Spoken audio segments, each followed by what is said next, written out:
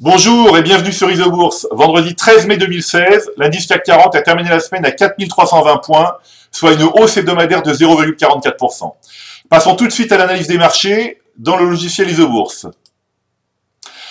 Alors l'indice CAC 40 a mis fin à 2 semaines de forte baisse au prix d'une importante volatilité qui a probablement malmené un grand nombre d'investisseurs cette semaine. Alors, en quotidien, la courbe de pression Isobourse 5 jours évolue toujours au-dessous de la courbe de pression 20 jours depuis le 2 mai 2016. Et même si les courbes semblent se stabiliser, ou plutôt si la courbe 5 jours semble se stabiliser, eh bien il est encore beaucoup trop tôt pour envisager un véritable retournement haussier à très court terme. En hebdomadaire, eh bien, un croisement baissier des courbes de pression Isobourse 5 et 20 semaines a été validé ce vendredi 13 mai 2016, mettant un terme à la tentative de reprise court terme débutée mi-avril. Et enfin, à moyen terme, eh bien, c'est toujours la baisse qui domine, car les courbes de pression Isobourse 5 et 20 mois restent négatives depuis septembre 2015. Alors, au programme des plus fortes baisses hebdomadaires du SBF 120, eh bien, la première place revient à Eutelsat avec une baisse de plus de 26%. Alors, sans surprise, un utilisateur du logiciel Isobourse est à l'écart d'Eutelsat depuis fin février 2016, date du croisement baissier des courbes de pression Isobourse 5 et 20 mois. Et cette semaine encore, eh bien, Vallourec et CGG font partie encore des plus fortes baisses du SBF 120, avec des baisses de, ici, 18% quasiment, ici près de 13%.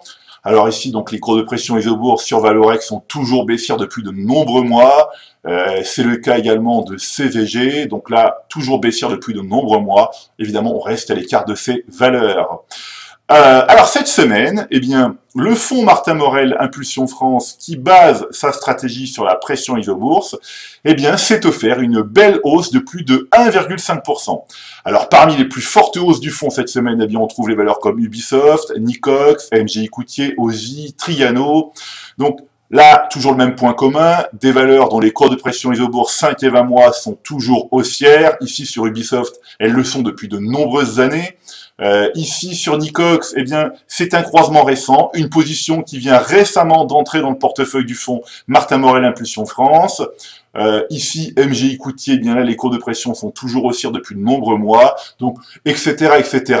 Toutes les valeurs du fonds ont des courbes de pression Isobourse mensuelles haussières. Alors, comme chaque semaine, eh bien, je recommande de rester à l'écart des valeurs dont les courbes de pression Isobourse 5 et 20 mois sont baissières et de conserver les autres en portefeuille. Je vous donne rendez-vous la semaine prochaine. Alors, tout d'abord, vendredi 20 mai, en direct sur la chaîne web TV Finance et samedi 21 mai pour ma chronique habituelle. D'ici là, eh bien, restez avec nous sur Isobourse.